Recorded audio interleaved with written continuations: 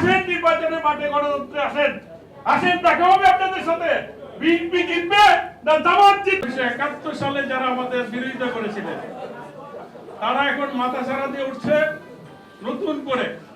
তারা বোঝাতে চাচ্ছে তারাই একমাত্র দেশপ্রেমিক, তারাই গণতন্ত্র আনছে, সামনে তারা ক্ষমতায় যাবে, এই তার চিন্তা ভাবনা। আমি বেশি বলতে চাই না, একটা কথাই বলতে চাই। 71 সালে আপনাদের সাথে লড়াই হয়েছে আমাদের, আপনারা কখনো আমাদেরকে সাশ্রয় হইতে দেন নাই, সমর্থন দেন নাই, আমাদের পক্ষে আসেন নাই, জনগণের পক্ষে আসেন নাই, গণতন্ত্রের পক্ষে আসেন নাই, স্বাধীনতার পক্ষে আসেন নাই। আপনারা ছিলেন কোথায় আমরা সবাই জানি। আপনারা চিহ্নিত ব্যক্তি দেশে। আপনারা যদি আবার মনে করেন বিএনপির মতো সংগঠনকে বিভিন্ন কৌশলে পরাজিত করবেন এবং বিভিন্ন প্রশ্ন উত্থাপন করে নির্বাচনকে বিঘ্নিত করবেন, যদি কোন রকম অন্য রকম চিন্তা ভাবনা করেন, তাহলে আসেন 71 সালের মতো আবার আরেকটা শক্তিতে আপনারা এখানে আসতে হবে, দেখতে হবে।